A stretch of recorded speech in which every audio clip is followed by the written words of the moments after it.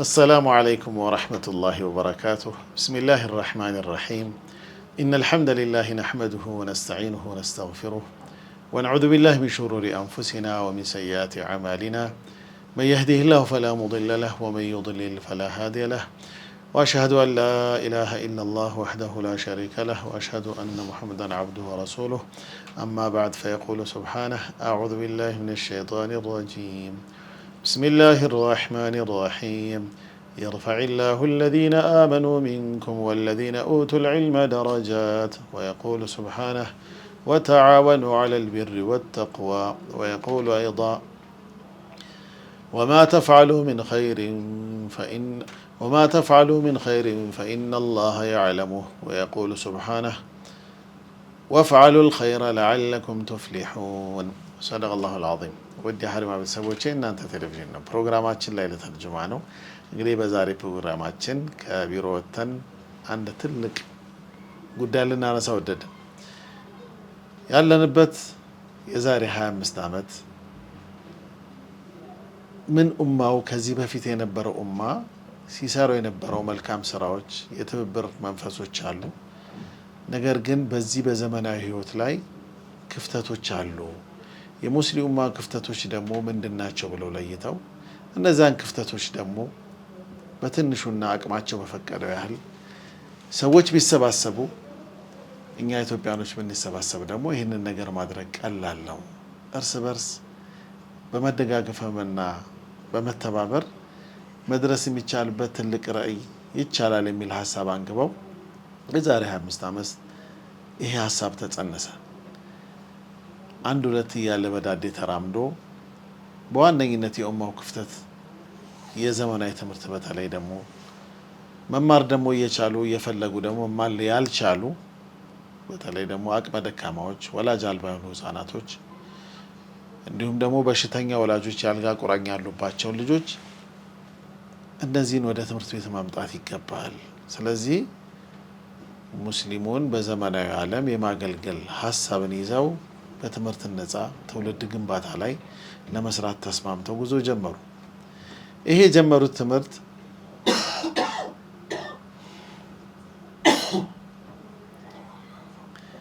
ይህን የማስተማር የጀመሩበትን ትምህርት ደግሞ ታዲያ የሚያስተምሯቸው ልጆች ደግሞ አቅመ ደካማ አጋዥ የሌላቸው ሆኑና እነዚህ ልጆች ወደ ትምህርት ገበታ ደግሞ ሲሄዱ ያለባቸውን ረሃብ ለማስታገስ ደግሞ የምግብ ድጎማ ማድረግ አለብን ብለው ተነሱ። የሚያስተምሯቸውን ተማሪዎች እየደጎሙ ሲታመሙ ደግሞ ሰበብ ማድረሻ የሚሆን የጤና ሕክምና ያስፈልጋቸዋል እና የጤና ግንባታ ወደ ጤና ውስጥ ገቡ።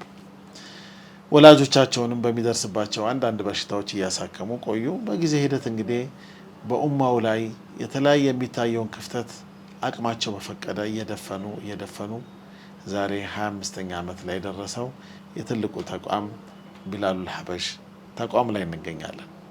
እንግዲህ ለቢላልና ለቢላል ቤተሰቦች እንኳን ለ25ኛ ዓመት እድሜ አላህ በሰላም አደረሳችሁ። ከቢላል ብዙ ይጠብቃሉ ኡመቱም ኢንሻአላህ። ነገር ግን ቢላሉል ሐበሽ ማን ነው? ተቋሙ ምንድነው? የሚለውን ከማለታችን በፊት የዚህ የተቋሙን ሐሳብ ይዘው ይህንን ተቋም ወደፊት እንዲራመድ ያስቻሉት አንድ ትልቅ አባታችን አሉ። በዳዋው እንቅስቃሴ ረጅም ዓመት ላይ ኖረዋል። ከቢላል እድሜ በላይ የወጣትነታቸው እድሜ ጀምሮ እስካሁን እስካሉበት እድሜ ድረስ በተለያዩ የእስልምና እንቅስቃሴዎች ላይ በተለያዩ ዳዕዋዎች ላይ በአገርም ከሀገርም ውጭ ተሳትፈዋል። የህብረተሰቡን ደግሞ የግል ጉዳይ ብቻም ሳይሆን በባልና ሚስት መሀል በሚኖር ጠብ፣ አለመግባባት፣ አብሮ በሚሰሩ ሸሪካዎች በንግድ ስርዓት ላይ አለመግባባት ቢፈጠር እንዲሁም ደግሞ በዳዕዋ አመለካከት ሰበብ የተለያየ ሀሳብ ይኖራቸው አለመግባባት ተፈጥሮ ወደ ችግር በሚያመሩበት ጊዜ እነዚህን ሁሉ ከግለሰብ ጀምሮ እስከ ህብረተሰብ በሚወክሉ የዳዕዋ ሀሳብና ያንን በሚወክሉ ሰዎች መሀል ላይ የሚፈጠሩ የተለያዩ ችግሮችን በሽምግልና በመፍታት ቀዳሚ ይመስሉኛል። በሀገራችን ደረጃ ብዙውን የሽምግልና ሀያታቸውን ሰዎችን በማስማማት ለሰዎች ቅን መንገድ በመምራት አሳልፈዋል። ይህንን ቢላልም መስርተው ለዚህ መድረስ ትልቁን የአንበሳ ድርሻ የሚይዙትና እንዲሁም ደግሞ የጀርባ አጥንት የሆኑት የበላይ ጠባቂያችን ኡስታዝ ሼህ መሐመድ ጀማል አብዱልመሊክ ጎናፍር ከኛ ጋር ይገኛሉ። ፈቃደኛ ሆነው በመገኘታቸው በእኔም በእናንተም ስም አመሰግናቸዋለሁ። መርሐባ ኡስታዝ ጀዛኩሙላሁ ኸይረን ፈቃደኛ ሆናችሁ በመምጣታችሁ። እንደው ምናልባት ወደ ጥያቄ እንግዲህ መድረኩን ላንቱ ነው የምለቀው። ወደ ግል ህይወቱ ትመለሳለሁ። ግን የቢላል ጽንሰ ሀሳብ ምንድን ነው? በተለይ ቢላልን ለማያውቁ ሰዎች እስቲ የቢላል ጽንሰ ሀሳብ መነሻው ምንድን ነው የሚለውን እንዴ።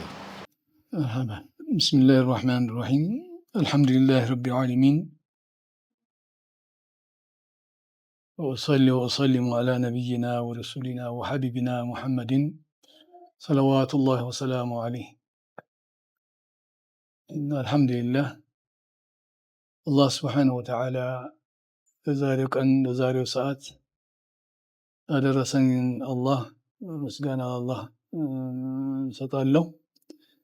እንዲሁም በመቀጠል ያው እናንተ ወንድሞች በተለይ ኡስታዝ መሐመድ አደም እና ሀሪማ የቴሌቪዥን ተቋም እኔን 25ኛ ዓመትን የቢላል ምክንያት በማድረግ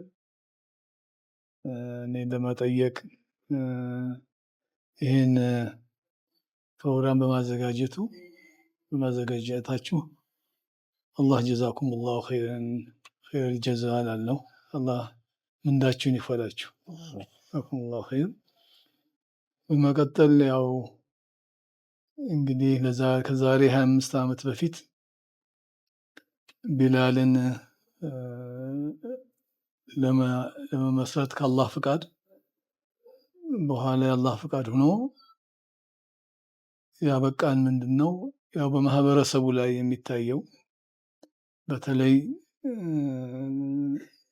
ኻሰተን በሙስሊሙ ዙሪያ ላይ የሚታየው ክፍተቶች ማለት ነው። በጤናውም ዘርፍ በትምህርቱም ዘርፍ ዑለማዎችንም በመደገፍ ዘርፍ በተለያዩት ዙሪያ ያሉት ክፍተቶች በምንችለው አቅም በምንችለው ችሎታ መደገፍ አለብን፣ መርዳት አለብን። ቁስሉም ቁስሉ ሆኖ ሊሰማን ይገባል። ችግሩም ችግራችን ሆኖ ሊሰማን ይገባል። ረሃቡም ረሃባችን ሆኖ ሊሰማን ይገባል በሚል በጥቂት ወንድሞች ዙሪያ ላይ በመሰባሰብ በጥቂት ብርም መነሻችንን በትንሽ በ10 ብርም በማድረግ የዛሬ 25 ዓመት ያው ጀመር ነው። እንግዲህ አላህ ፈቃድ ሆኖ እስካሁን ድረስ ያው እንግዲህ ይኸው እዚህ ደረጃ ላይ ለመድረስ በቃን። ረሃብ እንዲሰማን እንግዲህ የምስኪኑ ረሃባችን እንዲሆን እንዲሰማን አብረን ማካፈል አለብን፣ ካለን ነገር ማካፈል አለብን የሚል ተነሳን። ያው አልሐምዱሊላህ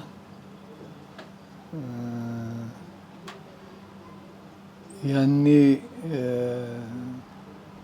የምንሰበስበውም ገንዘብ በአንድ ወንድም ላይ ነበር የምናስቀምጠው። ኢንጂነር ከድር ረሕመቶ አላህ የጀነት ይበለው እሱ ቤት እሱ ቢሮ ነበር የምናስቀምጠው። ያችን ስብስብ አስታውሳለሁ። በአመት እስከ 6000 ብር ነው ነበረው። የሁለተኛው አመት እስከ 22000 ብር አካባቢ ነው የተዋጣው። እንዲህ እያልን በወር 2000 ብር ድረስ ማዋጣት ይቻል። ያንንም ከግላችን ነው መነሻ ያደረግነው። ከግላችንም 10 ብር፣ በጣም የቻለው ደግሞ 20 ብር፣ እንደዚሁም ደግሞ ሌሎች ወንድሞችንና እህቶችንን በማሳተፍ በትልቁ 20 ብር፣ በትንሹ 5 ብር፣ 1 ብር፣ 3 ብር፣ 10 ብር ይህን በማድረግ ያው እዚህ ደረጃ ላይ ደረስን በአላህ ፍቃድ እና አሁንም ያመነሻችን የሆነው ብርም አሁንም እንዳለ ነው። አሁንም ድረስ አለ። አሁንም 5 ብር የሚያዋጡ አሉ፣ 10 ብር የሚያዋጡ አሉ። እንዲሁም ከፍ ከፍ እያሉ በትልቁ የሚያዋጡም አሉ። ይሄ ዛሬ 25 ዓመት የጀመርንበትን አካሄድ ወቅቱንና ዘመኑን የጠበቀ ይሁን እንጂ ስርዓትና እንትኑን ግን ያው እንዳለ ነው። ስለዚህ ሁሉም የህብረተሰብ ክፍል አቅም የለኝ ብሎ የሚሸሸው አይደለም። ምንም የለውም፣ አቅም የሚሸሸው የለውም። ለምሳሌ አንድ ዑለሞችን እንደግፋቸዋለን። ከምንደግፋቸው ደግሞ እነሱን ከወደሞዛቸው ደግሞ ያዋጣሉ፣ ሀቂቃ ያዋጣሉ። ብዙ ዑለሞች እንደዚህ ያደረጉ እስካሁን ድረስ አሉ እና ወርሃዊ ደግሞ እንትን ክፍያ እየከፈሉና ምንድነው ያንን ያደረግነው በትንሽ ነገር ከሌሎች ከመጠበቅ ትንሽ ነገር በመስጠት ተሳትፎ ማድረግ ለብዙ ሰው ግን ሲሆን ትልቅ ሊሆን ስለሚችል ይህን በማድረግ የሚል ይህን ትምህርት ነው ራሱ ይህን ይቻላል የሚል ትምህርት ማስተማር አለብን የሚል ነው ሀቂቃ ይህን ያደረግነው። በዛውም መሰረትም ከውጭም ያለን የእርዳታን ከውጭ የመጠበቅን ባህልን እንደው ስርዓትንም እንደው ለማስወገድም በምንችላት አቅም መስራት አለብንና አርአያ መሆን አለበት የሚል ነው ያደረግነው። እኛ ኢትዮጵያኖች ብቻ እንችላለን ነው። አዎ ኢትዮጵያኖች ብቻ እንችላለን። ከውጭ የሚመጣን ገንዘብ ሳንጠብቅ በኢትዮጵያን ብቻ ያው ትልቅ ነገር መስራት እንደሚቻል ለማሳየት ነው አንደኛው። ሁለተኛው እንደ ዓላማ የያዝነው ደግሞ ምንድነው ልዩነቶችን በመከባበር ልዩነቶችን ቢቻል አንዱ ነው ባይቻል ተከባብሮ ነገሮችን መፍታት እንደሚቻል እና እስከ አላህ ጋር እስከምንገናኝ ድረስ ኢንሻአላህ እንደዛ ነው እና ካለምንም ልዩነቶች ማለትም ልዩነቶች ቢኖርም ግን ተቻችሎ አንድ ነገር ትልቅ ነገር መስራት እንደሚችል ይህን ደግሞ ከአላህ ጋር አርአያ ለመሆን ነው መነሻ ያደረግነው። ብሩ ብቻ አይደለም 25 ዓመት ገንዘብ ባለበት ማዕከል እንዲሁም ደግሞ እውቅና የሚያስፈልግበት የሚከጀልበት በሆነ ማዕከል እንደዚህ ባለበት ላይ ምንም ችግሮች፣ ልዩነቶች፣ ጠቦች በሙሐባ መዝለቅን ነው ትልቁ ከአላህ በታች ቢላል ሀበሺ ለማህበረሰቡ አስተምሯል ብለን የምናስበው። ጀዛኩሙላሁ ኸይራን። ምናልባት መቼም ያው ቢላል እዚህ ለመድረስ ብዙ ውጣ ወረዶችን አልፏል። ዝም ብሎ መቼም በአንዴ አይደረስም እና ውጣ ወረዶች የምታልፉባቸው መንገዶች እንዴት ነው የነበሩት? በአጠቃላይ በተለይ እዚህ አመራር ላይ ያላችሁ በአጠቃላይ ማለት ነው። እዚሁ ቅድምም ጠቀስ እንዳደረኩት በዚህ አመራር ዙሪያ ላይ ያው እንደ እድር ነኝ እንትን ያለው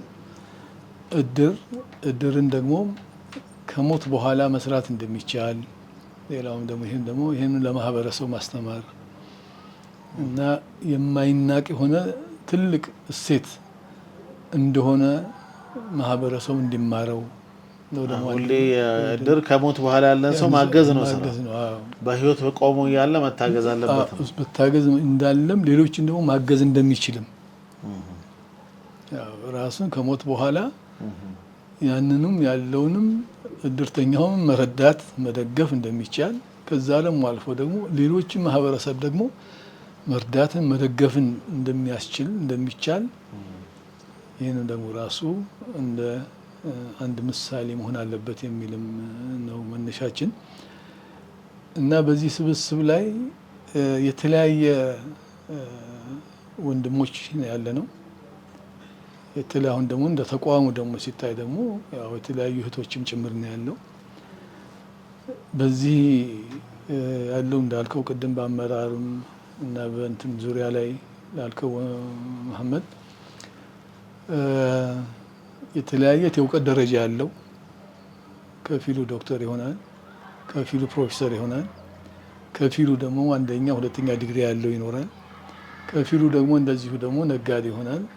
መካከለኛ ነጋዴ፣ ዝቅተኛ ነጋዴ፣ ትልቅ ሀብታም ነጋዴን ያካተተ የዕልምም የእውቀትን ደረጃ ደግሞ በዲን ደግሞ በኩል ያለውም እንደዚሁ መካከለኛ ያለ ዕልም፣ ከፍ ያለው ዓሊም እንዲህ ሁሉ ነገር ያካተተ ነው እና እነዚህ ሁሉ አካቶ ነው እኒህ አመራሩ ሲሄድ ያለው እየሄደ ያለውም እየተጓዘ ያለውም እና በዚህ አይነት ነገር ነው። ይሄ ከእውቀት ደረጃ እና ከዕልም ደረጃ ሲሆን ከብሔረሰብና ደግሞ ከዘር ሲታደም የተለያየ ግማሹ ከሰሜን፣ ግማሹ ከደቡብ፣ ግማሹ ከምዕራብ፣ ግማሹ ከምስራቅ ሁሉንም ደግሞ ያካተተ ይህን ማካቶ የሚሄድ ያለ ነው። ሌላ እንዳመለካከትም የየራሱ የፖለቲካ አመለካከት ያለው የየራሱ በዲኑ በኩል ደግሞ የየራሱ አመለካከት ያለው ይህን ሁሉ አስተሳሰብ ያለውን አካል ነው አካቶ ይሄድ ያለው እና እንጂ እንደ ዩኒፎርም የሆነ አንድ ወጥ የሆነ ስብስብ አይደለም። ይሄ ነው። ይህም ደግሞ ሐቂቃ በአሁኑ ሰዓት ላይም ትልቅ እንግዲህ ነገንም አላህ ነው የሚያውቀው። ነገም ያለው በአላህ እጅ ነው። ትልቁ ነገር ምንድን ነው? እንደዚህም ተካ በሙሐባ መሄድ ይቻላል ማለትን እንግዲህ አላህ ረሕመቱ ነው ያው ለማየት በቅተናል እንደሚቻል ነው። ምናልባት ያው ይሄ በተለያየ እንዳላችሁት የተለያየ የእሳቤ የአመለካከት የፖለቲካ ሜዲንም ይሁን የሌላውም አመለካከት የዘርም ስብጥር ሆኖ እንዲሄድ ያደረገው ያው ቁልፍ የእድገቱ አንድ መገለጫ ነው። ግን ኡስታዝ ሁልጊዜ ቢላል ሲነሳ ብዙ ጊዜ ያው ያንቱ የምትሉት ቢላል ላይ ደግሞ የተቀመጠ ነገር አለ በጽሁፍም ደረጃ እና ሁልጊዜ ሼህ መሐመድ ጀማል እሳቸው ሰዎችን ቀልባችሁን ስጡን ብቻ ነው የሚሉት በዋነኝነት። እስቲ ብታብራሩልን ምንድን ነው እቺ ነገር? ሐቂቃ ይሄ በዚህ በሰደቃው ላይ የምናደርገው ሂደቶች ላይ አሁንም ድረስ ማለት ነው እንደው ከሰዎች ከገንዘባቸውም በላይ ከምናቸውም በላይ እኔ የማየውም ቀልባቸውን ነው ማለት በአንድ እንትን ላይ ምንድን ነው አላህ ጋር እኮ ስናይ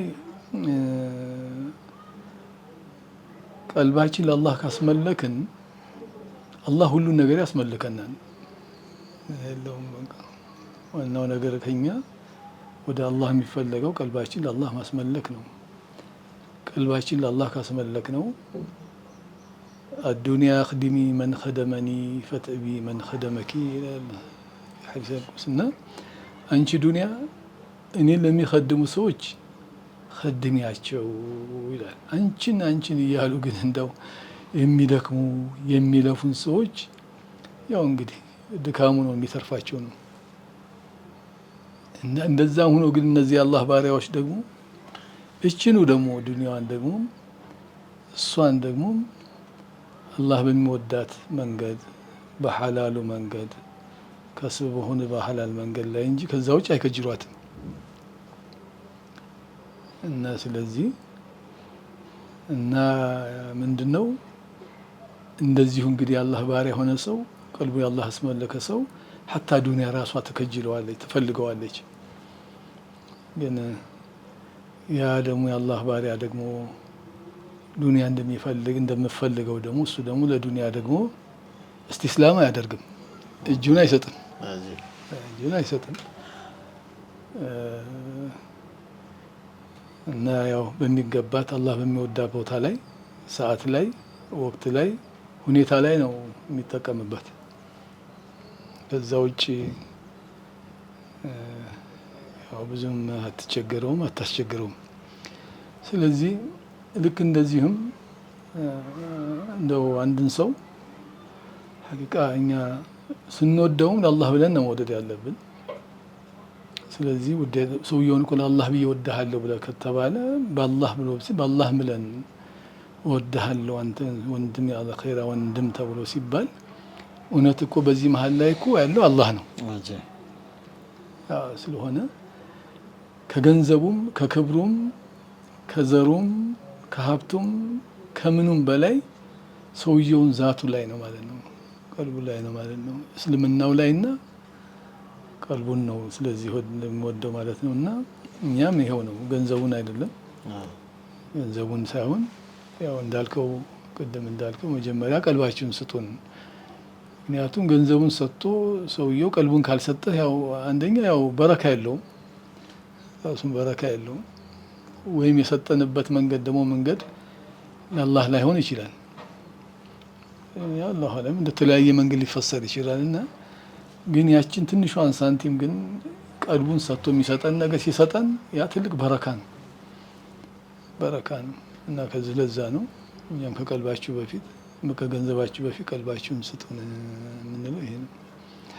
አንደኛ ለምንሰራው ነገር ማመን አምናችሁ፣ እንደገና ደግሞ ይሄ ገንዘብ ደግሞ ትክክለኛ ቦታ እንደሚውል አምናችሁ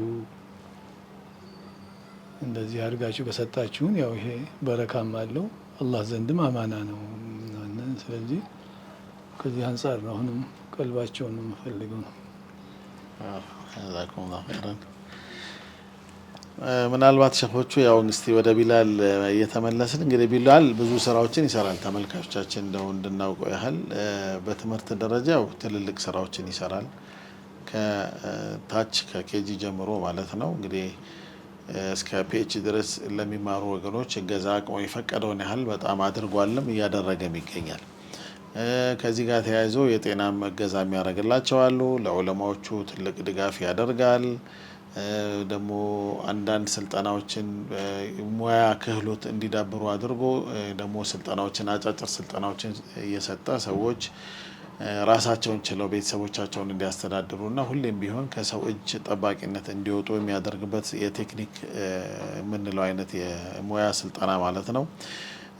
ከዛ ደግሞ መቼም በዚህ ዘመን ደግሞ ትንሽ ወጣቱ ያው በተለያየ ሱስ ውስጥ ተጠምዶ ከነበረበት ሱስ መውጣት አለበትና ይህንን ደግሞ ከዚህ ሱስ እንዲወጣ ደግሞ የሱስ ማገገሚያ በሚል እንግዲህ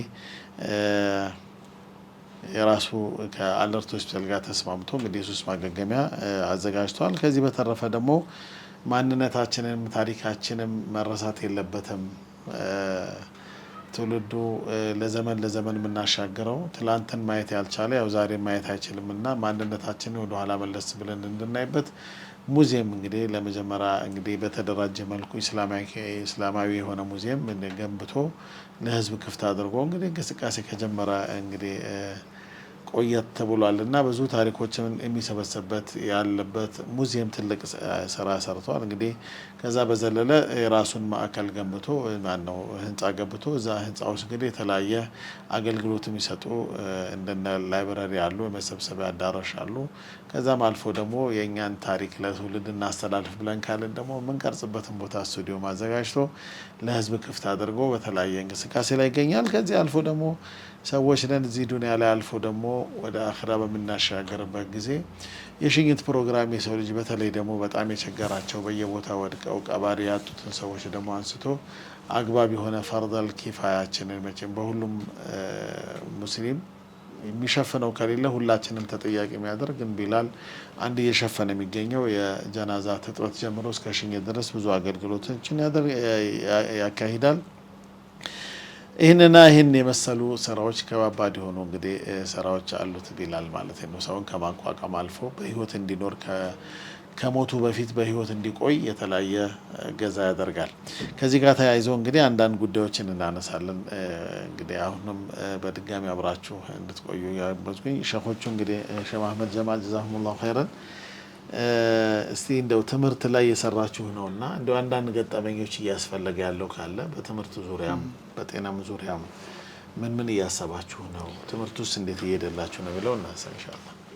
በትምህርት ዙሪያ ላይ ያው እንግዲህ ሙስሊሙ ማህበረሰብ በነበረው እንግዲህ ከዚህ በነበርን ያው ከትምህርት ብዙ ጊዜ የራቅን ነበር እና ያ ደግሞ ወደ ትምህርት ማምጣት ያው ግድ ነው። ሁለተኛም በሁለቱም ዘንድ ማለት በአኼራውም የዲኑን ማወቅ በአንደኛ ደረጃ ላይ ያው ግድ ነው፣ ዋጅብ ነው። እንዲሁም ደግሞ ይሄው ዓለማዊ የሆነውን አካዳሚክን ደግሞ ማወቅና መረዳትና ለዛ ደግሞ መትጋት ደግሞ ያው ግድ ነው እና ሁለቱን አጣምሮ መሄድ ያው አስፈላጊ ስለሆነ እኛም ያው ከአላህ በታች ያው ጥረቶች ስናደርግ የነበረው ይሄንኑ ነው። በዲኑም በኩል ላይ ያው ጥረቶች እንዳሉ ነው። እንደ ግለሰብም እንደ ዳዕዋም በግላችንም ከዛም ውጭም በማንኛውም ነገር ላይ በዒልምም በማስተማርም በመማርም እናበረታታለን። ይህም የነበረ ሂደት ነው በዲኑም በኩል። በዛም ከምናበረታታው በዲኑ በኩል ላይ ያው ተማሪዎችንም በማንኛውም ላይ ይሄው አካዴሚ ትምህርትም ቢወስዱም በተገኘው የረፍት ጊዜ በተገኘው ወቅቶችም እየተደረገ ዲናቸውንም እንዲማሩ ዳዕዋ እንዲደረግላቸው እንደዚህም ደግሞ የዲን ቁሳቁስ ኪታቦችንም እንዲያገኙም ይህም ጥረቶችን በሰፊው አድርጓል። በጣም በሰፊው አድርጓል በዚህ ዙሪያ። እንዲሁም ደግሞ በዚሁ ደግሞ በአካዳሚክ በትምህርቱም ዙሪያ ላይ ደግሞ ያው እኛ ልጆቻችን እያስተማርን ሌሎቹን ግን ሳይማሩ ሲቀሩ ይሄ ያው በጣም ይሄ የሚቆጭና የሚያሳዝንን ነገር ስለሆነ በዚህ ዙሪያ ላይ በዛም ወቅት ላይ ስንጀምር እኛ የዛሬ 25 ዓመት ላይ ለአንድ ተማሪ የሚከፈለው 10 ብር ነበር ወርሃዊ ማለት ወርሃዊ ክፍያ። እኔ አስታውሳለሁ የዛሬ 25 ዓመት አካባቢ ወደ አባድር ወደ አውቶቡስ ተራ ወላለው አባድር ትምህርት ቤት እዛ ሄድኩኝ እና ኡስታዝ ናስር እና ሌሎችም ዳይሬክተሮቹ ነበሩ እና እስኪ ተማሪዎች ስጡኝ ችግረኛ ሆኑትን ብዬ ሂጄ ጠየኳቸው። ያኔ የተሰበሰበ ሰርቲፊኬቶች ነበሩ ክረምት ላይ መውሰድ ያለባቸው ያልወሰዱ ትምህርት ቤት ተዘግቶ እና ከዛ ላይ መረጡና አንድ 15 ልጆች ሰጡኝ። እነዚህ ምንድን ነው ምን ሆነው ናቸው እነዚህ የቀሩ ስላቸው መክፈል ስላልቻሉ ነው አሉ። ልጆቹ ተምረዋል፣ ነገር ግን ሰርቲፊኬታቸውን ደግሞ ይዘውባቸዋል። የአመቱ ሰርቲፊኬት ስንት ነው? 100 ብር ማለት ነው። እንግዲህ ይህን ያህል እንግዲህ ለካ 10 ብር ትልቁም ነገር አላት የሚለውን ነው እንድንገነዘብ ያደረገንም የሰውን ህይወት ተለውጣለች 10 ብር ነው። እዛ መሰረት እነዛን የቲም ልጆች ችግረኛ ልጆች ተረከብኩኝ አስታውሳለሁ። እና እንግዲህ ይሄ ነው። ይሄን ብቻ አይደለም የሚከፍሉበት ደግሞ ሲያጡ የሚበሉትና የሚጠጡት ደግሞ ያጣሉ፣ የላቸውም።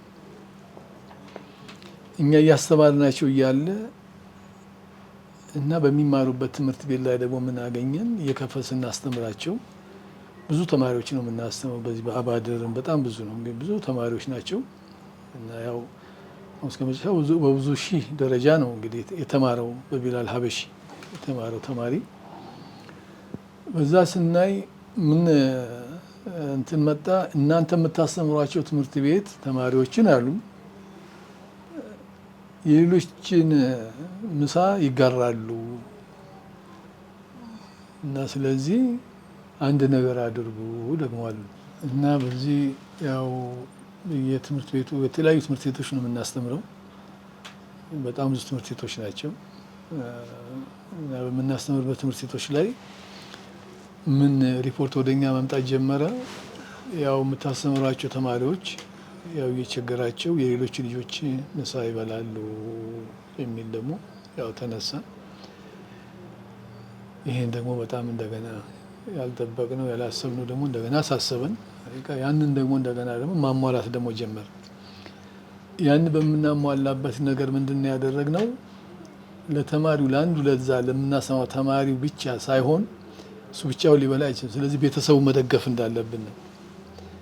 እዛ ቤት ላይ እንደ አጋጣሚ 5 ቤተሰብ ሊኖር ይችላል፣ 3 ሊኖር ይችላል፣ 4 6 ሊኖር ይችላል። ለዛ ለቤተሰብ ያ ተማሪው ላለበት ቤተሰብ የእሱን ደግሞ ድጎማ ደግሞ ወርሃዊ ድጎማ ደግሞ ማድረግ ደግሞ ጀመርን። ለልጁም ስንቅ ይዘው እንዲሄድ፣ እንደዚሁም ደግሞ እሱ ሲበላ ወንድሞቹ ደግሞ መብላት አለባቸው።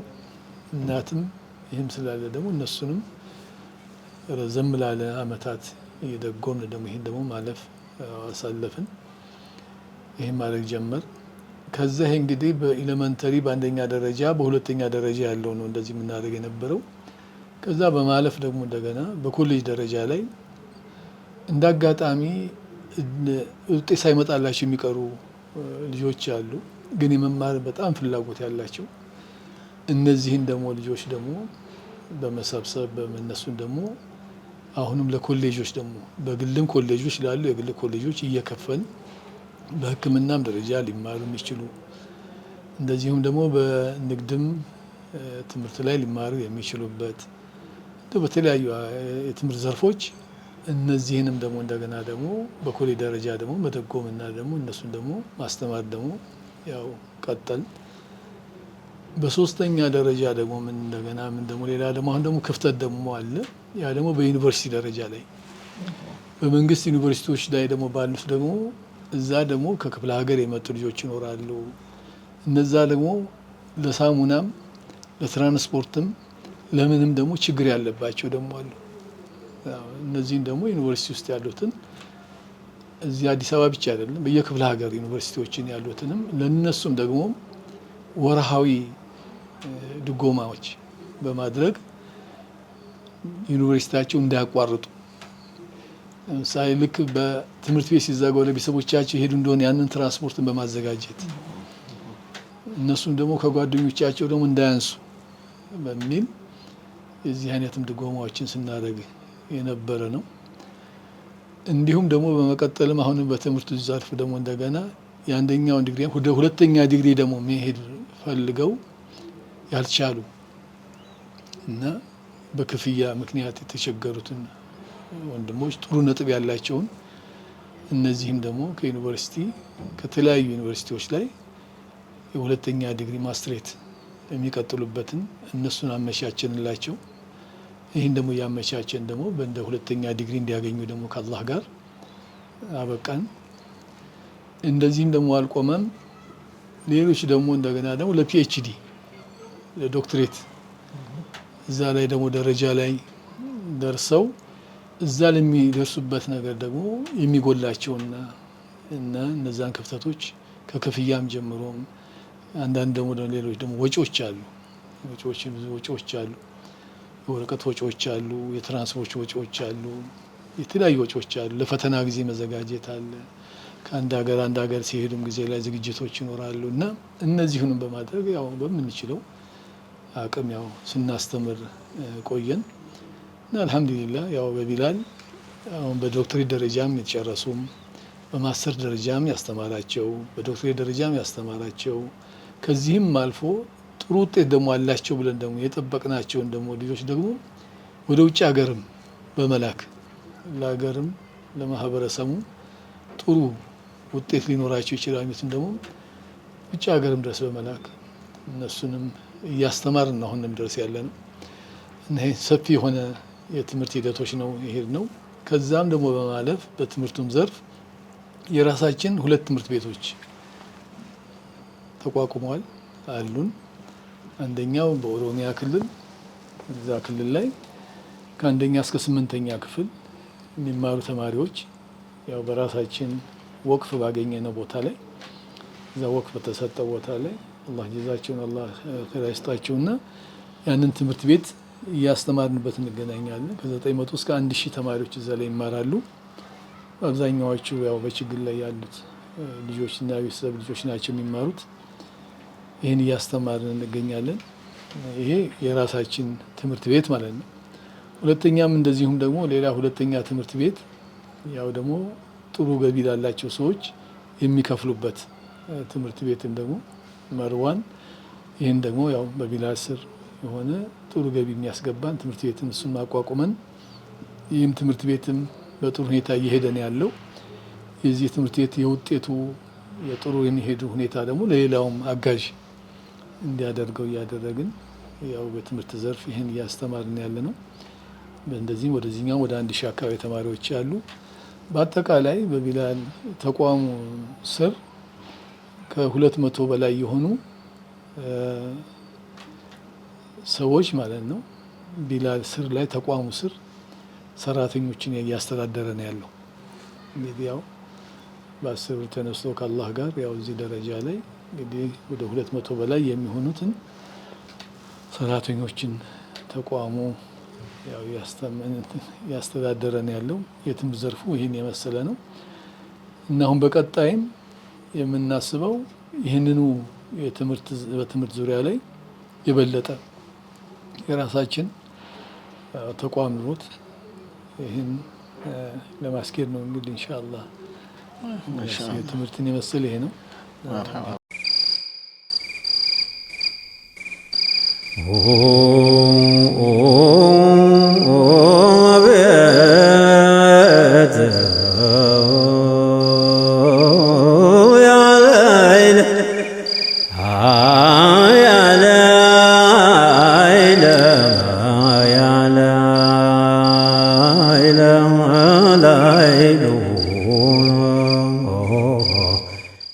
መርሐባ ተመልካቾቻችን፣ ፕሮግራማችን ይቀጥላል። ከአፍታ ቆይታ በኋላ ተመልሰን እንመጣለን። አብራችሁ እንድትቆዩ በአክብሮት ጋብዛለሁ።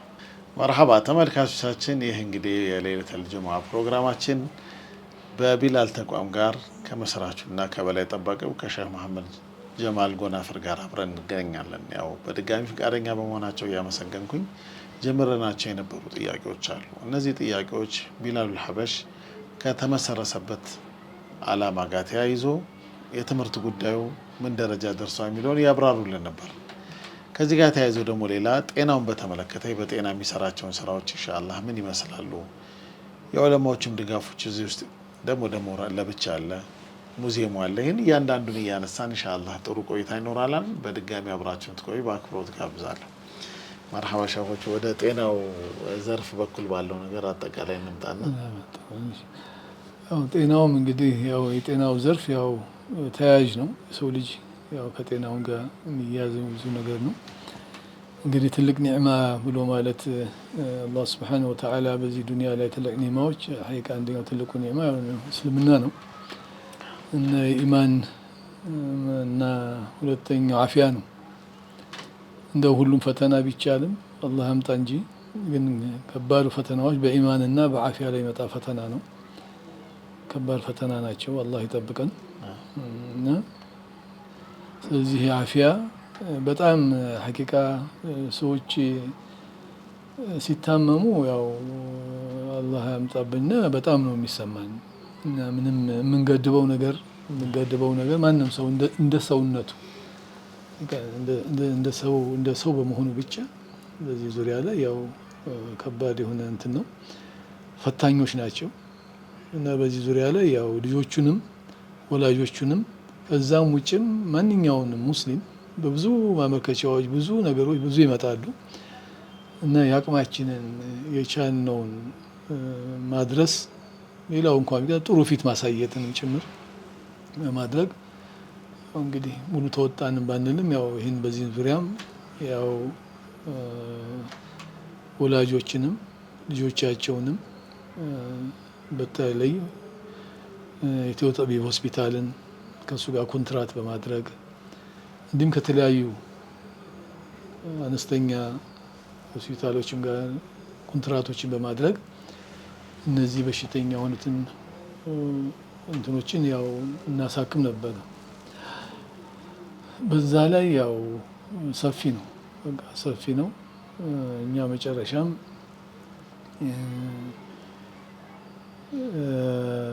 ከዚህም አልፎ እንዲሁ ደግሞ ያው በአንዳንድ እንደው በሱስ ነገር በምናምን ነገር የተጎዱትን ሰዎችና ልጆችንና ወጣቶችን ደግሞ አብዛኛውም በእኛው አካባቢ የሚኖሩ ስለሆኑ ይህን ነገር ለማድረግ ደግሞ ከመንግስት ጋር ከአለርት ሆስፒታል ጋር በመነጋገር እንደ ተቋም ቢላል ሐበሺ እንደ ተቋም በመነሱም ደግሞ አለርት ተቋም በመንግስት በምክትል ሚኒስትሯ የጤና ጥበቃ ሚኒስትር ባለችበት ላይ ተፈራርመን እዛ ላይ ያው በዛ ግቢ ላይ የሆነ አንድ ክልልን ለኛ መድበው ሰጡን። ያንን ህንፃን አድሰን የሚገባውን ነገር አሟልተን ታካሚዎች እንዲታከሙበት አሁን በሕክምና ላይ ሕክምናውን ያው ለዚህ በቅቶ ሕክምናውን እያካሄደበት ነው ያለው አለርት ሆስፒታል። ለዚህ ደረጃ ላይ ከአላህ ጋር አብቅተናል። ይሄ እንደውም እንደ ሙስሊም ተቋም እንዲህ አይነት ነገር ከመንግስት ካለ ተቋም ጋር ተደርጎ የተደረገ ውልና የስርዓት ያለው ተደርጎ አይታወቅም። ግን ቢላል ግን አልሐምዱሊላህ በአላህ ፍቃድ ይህን ደረጃ አድርገን ለመንግስት አካልም አስረከብን እና ይህን ትባል አሁንም በሽተኞች የሚታከሙበት ተቋምን በጋራ ከመንግስት ጋር ሆነ ሰርተናል። አሁንም ድረስ ያው ሕክምናው ነገር ያው እንደቀጠለ ነው። ምናልባት ያው ወደፊት ወደ በኋላ እንመጣበታለን። የዚህ የሕክምናውን ጉዳይ ወደ ዑለማዎቹ ልሄድ ፈልጌ ነው። ምናልባት ዑለማዎች ያው ይደጎማሉ አቅም በፈቀደው ያህል ቢላል። ምናልባት ወደ ዑለማዎቹ ከመሄዳችን በፊት እንደው ፐርሰናል አንቱ እንግዲህ ከዑለማዎች ጋር ያላችሁ መቼም ትስስር ይኖራል። መቼም ቂርአቱን ግንኙነት ምን ይመስል ነበር? እንደው የልጅነቱንም አስታውሰው በዛው እንድትነግሩና ከዛ ወደ ቢላሉ እንመልሳለን። ዛኩም መርሐባ። ያው እኔም እንደ ማንኛውም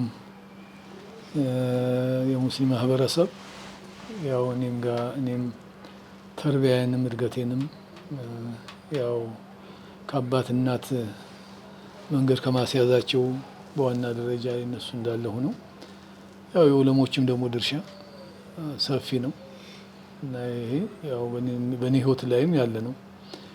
ያው እኔም የተወለድኩትና ያደግኩት ያው በወሎ ስለሆነ ደሴ ያው የዑለማ አካባቢ በመሆኑ የዑለሞችን በጎነት የዑለሞቹን ደግነት የአላህ ባሪያዎች ምን ያህል ሰዎች እንደሆኑ ማየትን እንደገና ችግራቸውንም መከራቸውንም ያው አይቻለሁ። በጥቂትም ቢሆንም ያው ትንሽ ጊዜም ቢሆንም ወደ ገጠርም ያው በዑለሞች ዙሪያ ላይ ዓሊሞቹ ዑለሞቹ ያው በነሱ ሀያት ላይ ያው እንግዲህ እኔም ለተወሰነ ያህል ጊዜ ወደ ቂርአት ለመቅራት ወደ ገጠር ወጥቼ ነበር። ያው በዛ ወደ ወሎ በባቲ መስመር ገርባ የምትባል ቦታ እዛ ቦታ ላይ ወደ ጥጉ አካባቢ ላይ ትልቅ ሸህ ነበሩ። ሸህ መሐመድ ጁድ የሼህ ሸረፈዲን ሂና ልጅ ናቸው። ሼህ ሸረፈዲን ሂና ያው ቀዲም ከሆኑት ዑለሞችና ያው ትልቅ ሀበሻ ላይ ከነበሩ ዓሊሞች አንዱ ናቸው። እሳቸው ልጅ ናቸው ሼህ መሐመድ ጁድ። እሳቸው ላይ ነበረ ቂርአት ላይ የሄድኩት። ሼህ መሐመድ ጁድ አሁን ጊዜ ላይ የእሳቸው ልጅ የጫሊው ሼህ የእሳቸው የሼህ መኪ ሼህ መሐመድ መኪ ረሕመቱላህ አለይህ አሁን ደግሞ ያሉት እሳቸው ቦታ ላይ ያሉት ሼህ መሐመድ ነጂብ እናት ማለት ነው። የእሳቸው እናት አባት ላይ ነው የቀራሁት። አባትየው ላይ ነው የቀራሁት እና ያው አይቼዋለሁ በገጠር ላይ ያላቸውን ሀያት ምን ያህል ተድህያ እንዳለው ምን ያህል መስዋዕትነት እንዳለው አይቻለሁ። ከዛም በማለፍ ያው በቂርአት ላይ ባለፍኩባቸው ሂደቶች ሁሉ ዑለሞች ጋር ያው ትልቅ ሱሕባ ነበረኝ። ያው በደሴም ከዛ ወቅት በአዲስ አበባም ብዙ ዑለሞች ጋር አሳልፌያለሁ በቂርአት። ይህን ሁሉ ሀያታቸውን አውቃለሁ። ከዛም በማለፍ በጣም ቀልቤን የነካኝ ያ በገጠሩና ደግሞ እዚሁ አዲስ አበባ አንድ ወቅት ላይ ከ20 ዓመት በፊት ማለት ነው መርካቶ 7ኛ አካባቢ የሚባል ላይ አንድ ወንድም ለዚያራ ሄድኩኝ። አንድ ወንድም ጋር ለዚያራ በሄድኩበት ላይ እዛ ቤት ላይ በሩ ላይ አንዋር መስጊድ ላይ የማውቃቸው ትልቅ ዓሊም በሩ ስር ተቀምጠው ከቤት ላይ ያው እንደ ማንኛውም ምስኪን እንጀራ መጥቶላቸው ደጅ ላይ ሆኖ ሲበሉ ፊት ለፊት ተገናኘን። ነገር ስገባ ባየን ጊዜ በጣም ደነገጡ። እንግዲህ ዓሊም ትልቅ ዓሊም በቤት ውስጥ ሄደው ቀሪዓ ብለው ውጭ ላይ ደግሞ ከበር ውጭ ላይ እንደ ማንኛውም ምስኪን ለማኝ ቁጭ ብለው እዛ እየበሉ ያው ሰዎቹም አያውቋቸውም። እንደዛ እየበሉ ደረስኩኝ። በኋላ ቀልባቸው ሲነካ እኔም በጣም ደነገጥኩ። ቀጥታ ያደረኩት ምንድን ነው? እኔም ጎንበስ ብዬ ወርጄ ከእሳቸው ጋር ያንን ፍርፋሪ አብሬ በላሁ። ይህን እያደረግን እያለን ባለቤቱ በሩን ከፈተ። ሲያየን ሁለታችን አየና ደነገጠ። ያ ወንድም ባለቤቱ ደነገጠ። በዛ ወቅት ላይ እንግዲህ አላህ ሽቶት ምን ሆነ? በዛ ወቅት በዛ ሰዓት አንደኛ የእሳቸውንም ቀልብም ጠገንኩኝ፣ ለዛ ለባለቤቱ ደግሞ ትምህርት ሆነው በዚህ አይነት ሁኔታ ላይ ለእኔም ያው ዑለሞች እንደዛ መሆኑን ያው ቀልቤን ነካኝ። ይህን አይነት አሳለፍኩ። ትዝ ይለኛል ይሄ ወንድም አንድ ወቅት ላይ ይሄ ሁኔታ ከሆነ ከ4 5 ቀን በኋላ ይመስለኛል ወደ ሀጂ ዘይን መስጊድ መርከዝ ላይ እዛ ላይ ያለው እዛ መጣ። ይሄ ወንድም መጣና እኔ ኡስታዝ በጣም ነው እንደው ቀልቤን የነካኝ ወይንም እንደው ለአላህ ብዬ እወድሃለሁ አለኝና እና ለእኔም ለአንተም ተርቲብ አድርጌያለሁ እና ዑምራ ይዤ ልሄድ ፈልጌ ነው እና ፈቃደኛ ሆንልኝ አለኝ። ከአንተ ጋር ሱሕባ ሰፈር እንፈልጋለሁ አለኝ። ብዙ እኔም ያው ፈቃደኛ አልሆንኩም።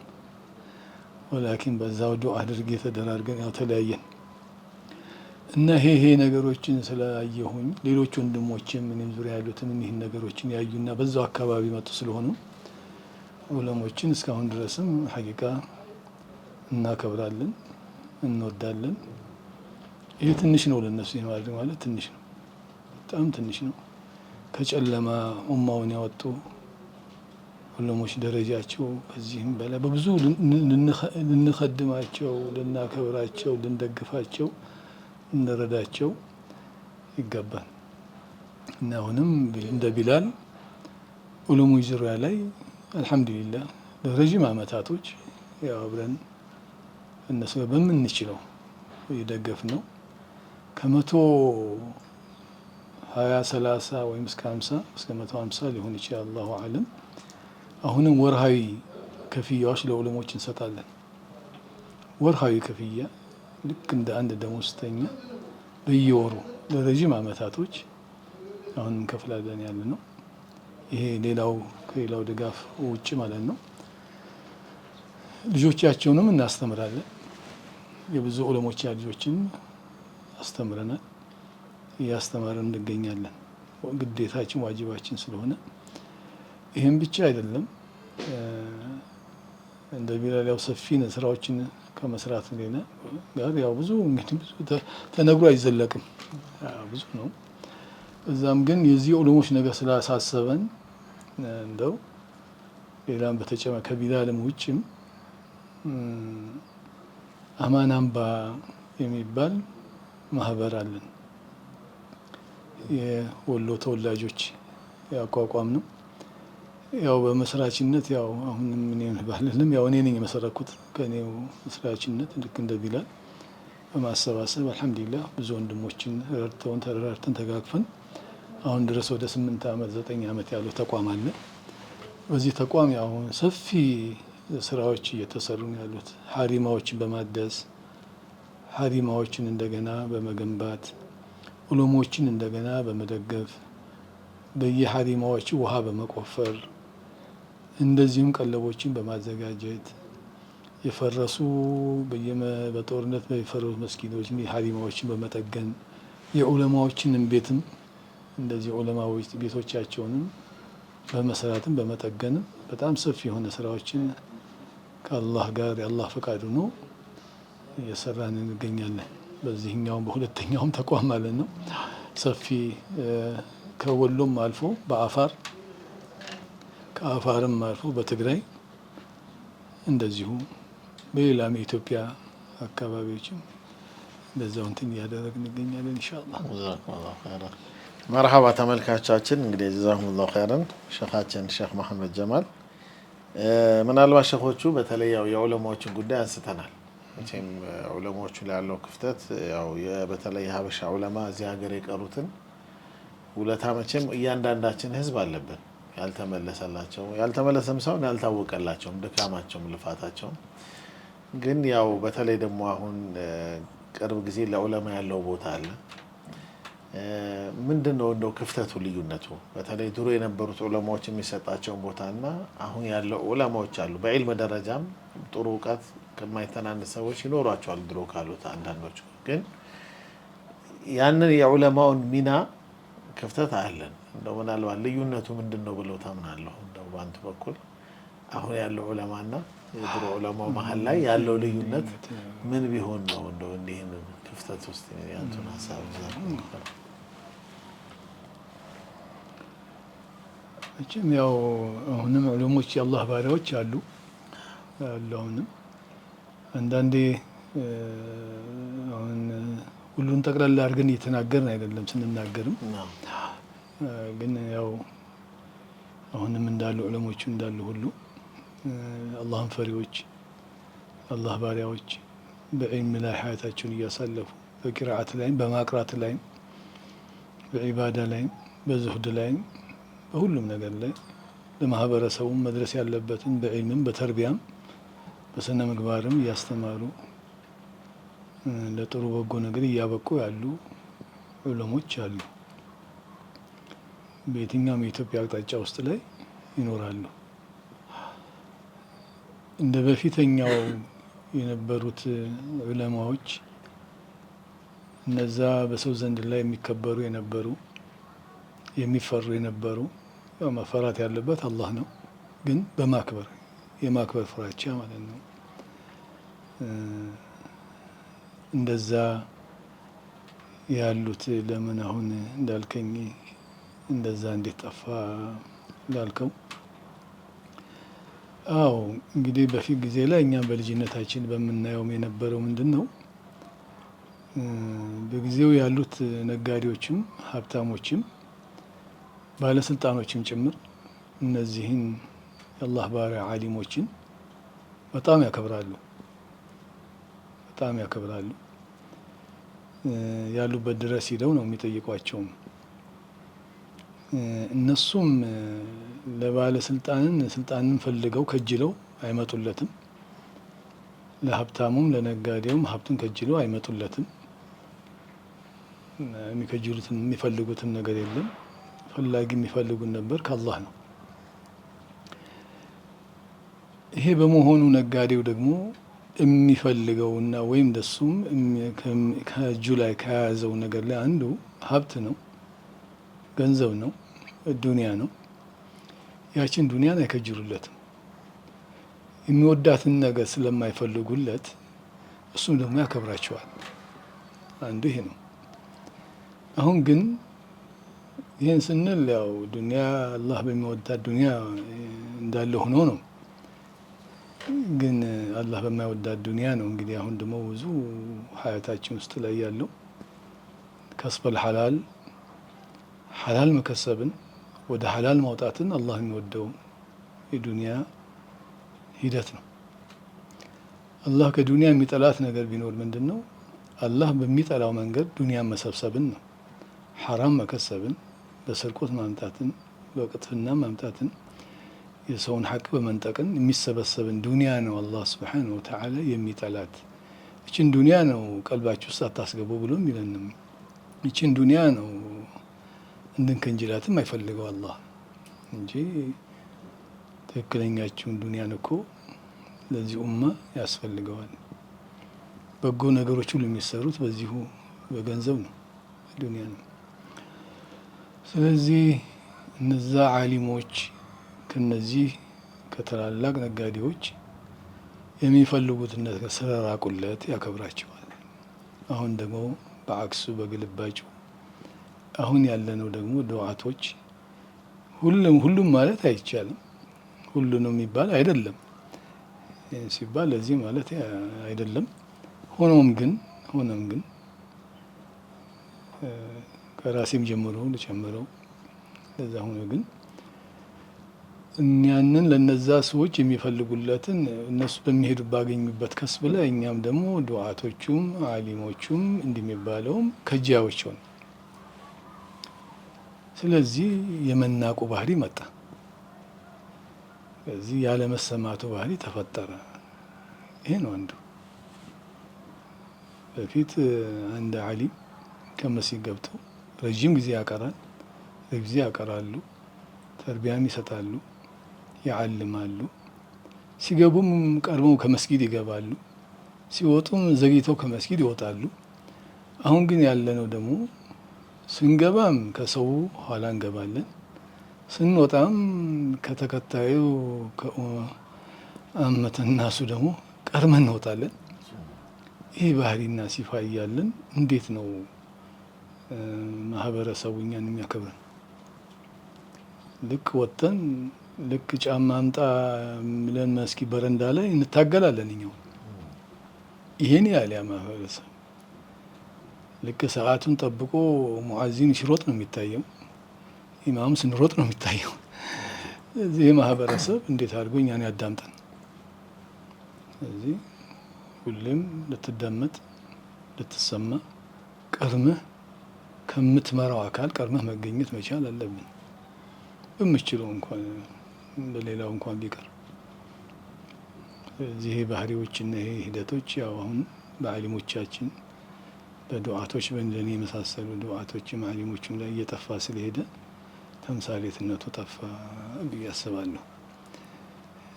ይሄ ነው እንግዲህ ከረሱል ሰለላሁ ዐለይሂ ወሰለም ከሶሐባውም ከሰለፉም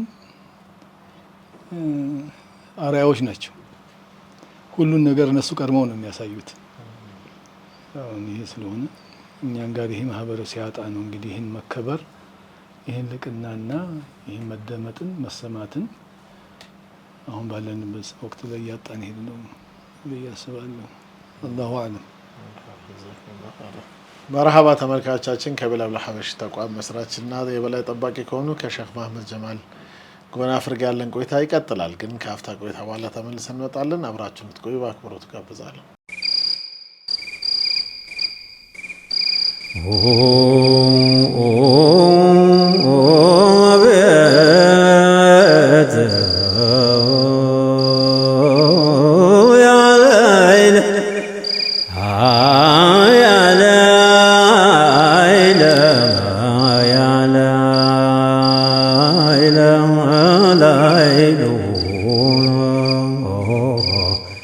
መርሀባ ተመልካቾቻችን ተመልሰን መጥተናል። እንግዲህ የምንገኘው የቢላል ሐበሺ ተቋም ላይ ነው የምንገኘው።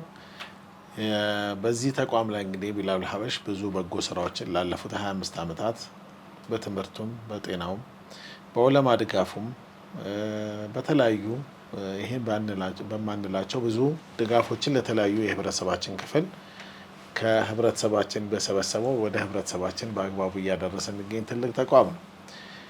ይሄ ተቋም እንግዲህ ከሚሰራቸው ስራዎች አንደኛው የባለፉትን ማንነታችንን ታሪካችንን አውቀን ለመጪው ትውልድ ደግሞ እኛም ተገንዝበን የምናስተላልፍበትን ሂደት አንድ ብሎ ጀምሯል። ሙዚየም ቢላል ሐበሺ ሙዚየም።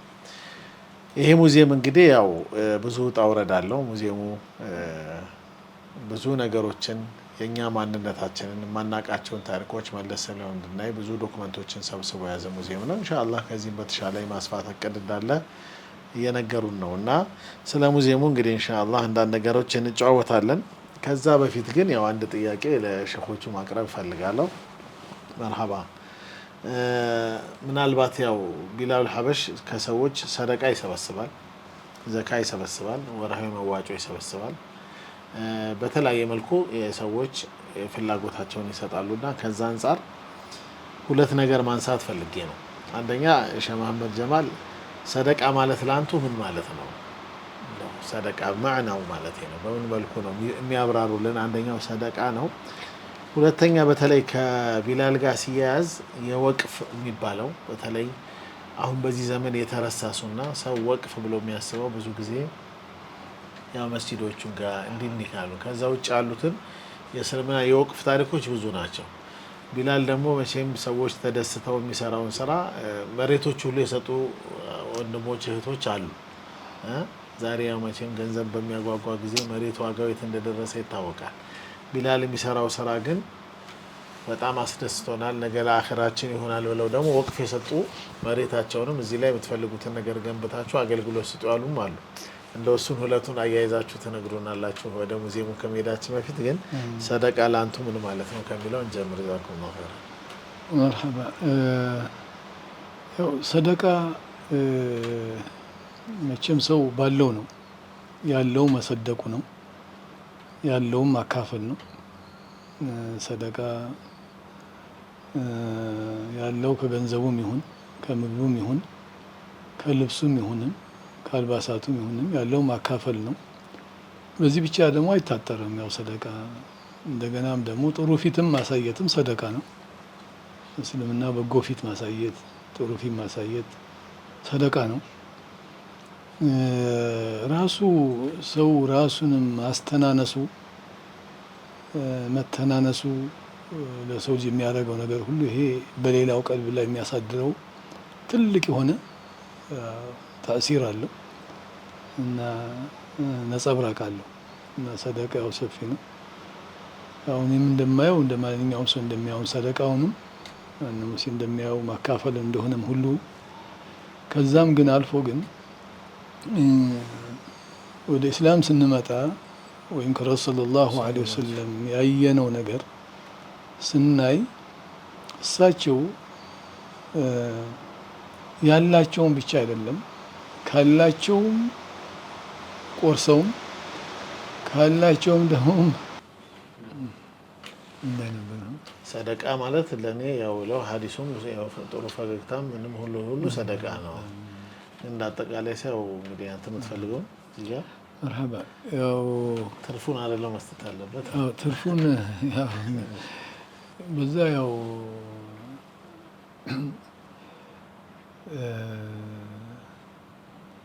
ነብዩ ሰለላሁ ዐለይሂ ወሰለም እንደዚያው ርቧቸው እየወጡ እያሉ ወጥተው ከዛ ሱሐባዎችን ያስከተሉና እነሱ ምን አወጣችኋቸው? ማኽረጀና ረሱላህ ሰለላሁ ዐለይሂ ወሰለም ምንም ያወጣን የለም እርስዎን ያወጣዎት ናቸው ያወጣን ነው እያሉ አሏቸው። ሱሐባዎቹ ተያይዘው እነሱንም ይዘው ወደ አዩብ አልአንሷሪ ቤት ሄዱ። አዩብ አልአንሷሪ ቤት ሄደው በኋላ ሚስትየዋን ሲያጉ ከውጭ ላይ ዚያራ አድርገው እሱ የለም ሲሉ አስጠራቸው። ሱሐቢዩን መጣና ቶሎ ዲላዋን ይዞ እንደው ፍየል ምን እንትን ላይ ያረደ ሲሄድ ጊዜ አደራ አደራ እንደው የምትታለበው እንዳትነካ እንደዚህ ያሉት ረሱላህ ሰለላሁ ዐለይሂ ወሰለም እና መጨረሻ ያው ትንሽ እሷን እንትን አድርጎላቸው ኢክራም አደረጋቸው። ከዛ ምን ይላሉ ረሱላህ ዐለይሂ ወሰለም ለፋጢማ ከዚህ ስጋ እስኪላክላት አድርስላት አሉ። ስጋ የሚባል ከበላች ብዙ ጊዜ አድርገች ዘመን አለፋት አሉ። እንግዲህ እና ይሄ ነው እንደ ረሱላህ ሰለላሁ ዐለይሂ ወሰለም ሐያት የነበረው። ያው እንደ ሲቲና አይሻ እንደምትናገረው 2 ወር ሙሉ የቤታችን ምንም እሳት አይነድም አለች። ታዲያ ምንድን ነበረ ወንድሟ ረዲየላሁ ዐንሁ ሲጠይቃት ተምርና ውሃ ነበረ ቀለባችን ነበር። እንግዲህ ይሄ ነው እንግዲህ ያው አሽረፈል ኸልቅ ሰለላሁ ዐለይሂ ወሰለም ሁሉን አላህ ሱብሓነሁ ወተዓላ ሊያስመልካቸው የሚችል ሊመልኩም የሚችልን የሆኑትን እንግዲህ እዚህ አይነት ሀያት ነው ሀያታቸው ላይ ያው ያሳለፈው። አንድ ጊዜ እንግዳ ወደ ረሱል ሰለላሁ ዐለይሂ ወሰለም አዕራቢ መጣና ይህን እንግዳ ማን ነው ቤት ወስዶ ኢክራም የሚያደርገው የሚያስተናግደው ሲሉ አንድ ሱሐቢን ወስደዋለሁ አለ። ያንን እንግዳ ያ ሱሐቢ ይዞ ወደ ቤቱ ሄደ። ቤቱ ሄዶ ለሚስቲቱ ምን አለ ቤታችን ምንም የሚቀመስ ነገር የለም፣ ለልጆቻችን ብቻ የምትሆን ትንሽ ምግብ እንጂ ያለ ምንም የለንም አለችው። ለእኔም ለአንተም የለንም አለችው። እንግዳው ልጆቻችንን አባብለሽ አሸናግለሽ አስተኛቸው፣ እንግዳችንን እኔና አንቺ ኩራዙን አጥፍተን መብራቱ አጥፍተን እንደምንበላ እያደረግን እንግዳችን በልቶ እሱ እንዲበላ እናድርግና በዚህ እንሸኘው ብሎ ተስማምተው ያችን የልጆችን ምግብ አቅርበው እሷን እንግዳዋ እየበላ እነሱም እንደበሉ አስመስለው ሸኙ።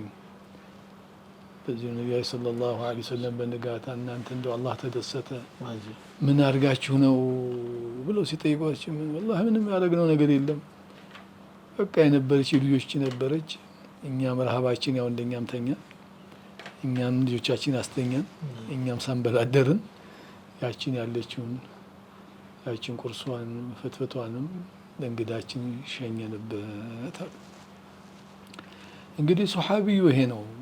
እንግዲህ ሱሐባው የነበረው ሀያት ላይ ምንድን ነው ትልቅ ትምህርትም ሊሆን የሚችል ምንድን ነው፣ እንደነ ዑስማን ብን አፋን የመሰሉ ትልቅ ሀብታሞች ሱሐባዎች ነበሩ። እንደነ አብዱራህማን ብን አውፍ የመሳሰሉ ትልቅ ሀብታሞች ነበሩ። እነዚህ ሁሉ ሱሐባዎች ሌሎችም ሱሐባዎች እንደነ ዑመር እንደ ሰይድና ዑመር ማለት ሱሐባዎች ሁሉ ዱንያ ቢኖራቸውም እነሱን ዱንያ እነሱ አይኖሩበትም። ነገር ግን ሌላውን ኸልቅና ሌላውን ህዝብ ግን ያኖሩበታል። በእነሱ ዱንያ እነሱ አይኖሩበትም፣ እነሱ ግን ሌላውን ኸልቅ ግን ያኖሩበታል። ይሄ ነው ፈርቁ እኛ ጋር ያለው ልዩነቱ ይሄ ነው። እኛ ደግሞ እስኪ ሌላው ቢቀር እኛም ኑረንበት በሐላሉ መንገድ ሌሎችንም እስኪ እናኑራቸው ነው። እስኪ ይህን እንኳን ካደረግን እንኳን ትልቅነት ነው። ያኛውማ ይሄ ነበረ መንገዱ፣ ያ እንግዲህ ከባድ ነው። ይህንንም ማድረግ ከቻልን ደግሞ ትልቅነት ነው። ይህን መደረግ ደግሞ አልቻለም፣ ማድረግ ግን ይኖርብናል ነው አለም። ስለዚህ ሰደቃ እንኳን ካለን እንኳን ከተረፈን አይደለም ካለን ከሌለን እንኳን ራሳችንን እንኳን አስርበንም ሌሎችን ማብቃትን የሚያስደርግ ደረጃ ድረስ ነው እስልምና የሚያስተምረን። እስልምና ይሄ ነው ተምሳሌቱም ይህን ይመስላል። አላሁ አለም።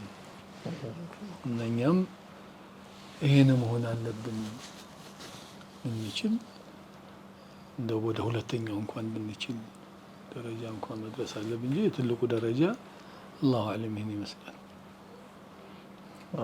ወቅፉን በተመለከተ ወቅፍ ላይ ያው እንግዲህ ሐቂቃ ወቅፍ በጣም ትልቅ ለእስልምና መሰረት ነው። ያው ትውልድን ወደ ትውልድ የሚያሻግር አንድን አካል ሌላውን አካል ወደ ትውልድ ሊያሻግር የሚችለው ወቅፍ ነው። እንግዲህ አላህም ሱብሓነሁ ወተዓላ እንግዲህ ሁሉ ነገራችን አተነው ወደ አኼራ ስንሄደው የሚተርፉ ነገሮች እነዚህ ወቅፍ ናቸው። ወይም በዕልም ወቅፍ ይኖረዋል፣ ወይም ወለደ ሷሊሕ የድዑ ለሁ፣ ወይንም እንደዚሁ እንግዲህ በመጨረሻ ወቅፍ ነው እና ወቅፍ መኖር ያለበት ነገር ነው እና አሁንም እኛም እንደ ቢላል ወደ 3-4ቱ መሬት ላይ የወረዱ ስራዎች ላይ የተገኙት ነገሮች በወቅፍ ነው፣ ወቅፍ ናቸው። አልሐምዱሊላህ እኛውን ገዝተናቸው ያለን አይደለም፣ በወቅፍ ያገኘናቸው ነው። ወደ 4 ተቋሞች ያሉን መሆኑት ያሉበት በወቅፍ ነው። ወንድ ወቅፍ ያደረጉ ወንዶች ወንድሞች አሉ፣ ወደ አኼራ ሄዱ አሉ፣ በህይወት አሉ። ወቅፍ ያደረጉ ደግሞ እህቶችም አሉ እና ስለዚህ ሊበረታታ የሚገባው ነው እና ኢንሻአላህ ደግሞ ወቅፍ ደግሞ የተረከበው ደግሞ አማናውን ጠብቆ በሚገባው ላይ ማድረስ ያለብን ይኖርብናል። እንግዲህ ወቅፍ አድራጊውም የለም እንዳንልም ሊኖሩ ይችላሉ። ወቅፍ ደግሞ ተቀባይም ደግሞ አማናን ጠብቀው የለውም እንዳንል ሊኖሩ ይችላሉ። ስለዚህ ምክንያቶች አይኖርንም እና ስለዚህ ኢንሻአላህ በማንኛውም መንገድ ይህን ነገር ማበረታታት ኸይር ነው እላለሁ። አላሁ አዕለም። መርሐባ። ወደ ሙዚየሙ ልመለስ ነው ሸኾቹ። የሙዚየሙ ሀሳብና ያገኛችሁት ደግሞ ልፋት አለው፣ ጥያቄ የለውም፣ ድካም አለው፣ ብዙ ደክማችሁበታል። ያንን አያይዛችሁ ግን ውጤቱንም አንድ ላይ ያስገኘውንም ጥቅሞችንም ያንን ብናነሳ ጥሩ ይመስለኛል። መርሐባ። ወላሂ ሙዚየም ላይ ውጤቱ ከአላህ ጋር ትልቅ ነው። ውጤቱ ትልቅ ውጤት ምንድን ነው? ይሄ የአዲስ ትውልድ ተተኪው ትውልድ ቅድመ አያቶቹ፣ አባቶቹ፣ ዓሊሞቹ፣ መሻይኾቹ በጎ ስራ የሰሩ ሰዎች እነሱ የሰሩትን እንደ ትምህርት ነው እንዲያገኘው ይሄ ትውልድ እንዲማርበት የተደረገ ይሄ ነው ትልቅ ውጤት እና ይሄ ትውልድ የሙስሊም ትውልድ የማያገኘው ነበር፣ የማያየው የሆነ ነገርን አገኘ።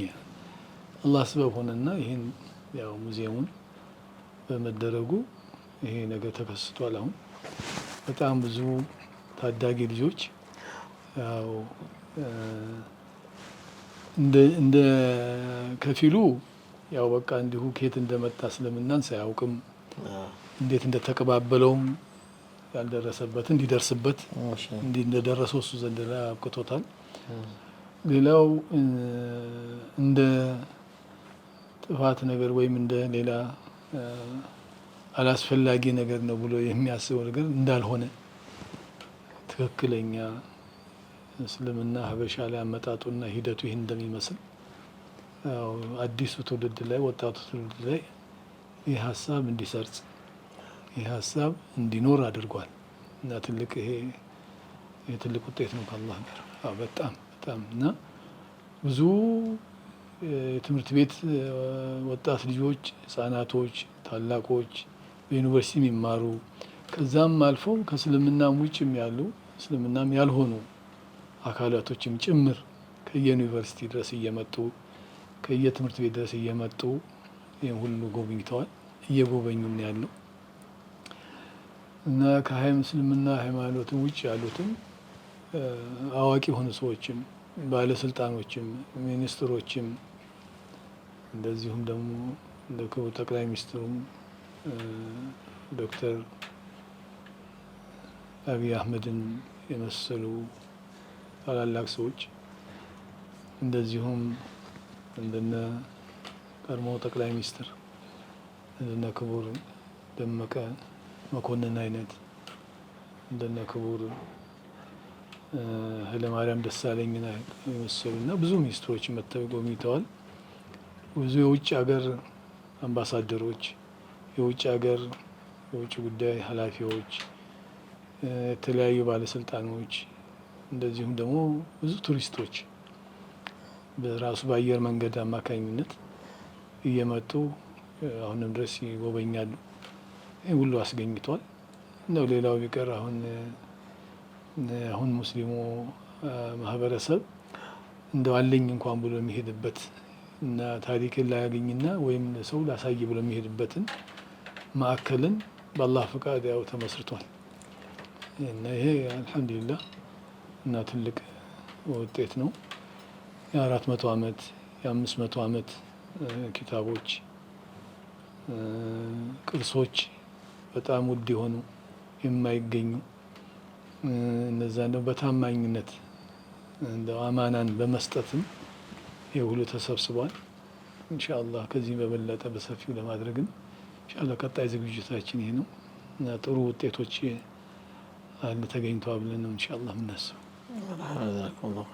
መርሐባ ተመልካቾቻችን፣ ፕሮግራማችን ይቀጥላል። ግን ከአፍታ ቆይታ በኋላ ተመልሰን እንመጣለን። አብራችን ልትቆዩ በአክብሮት ጋብዛለሁ።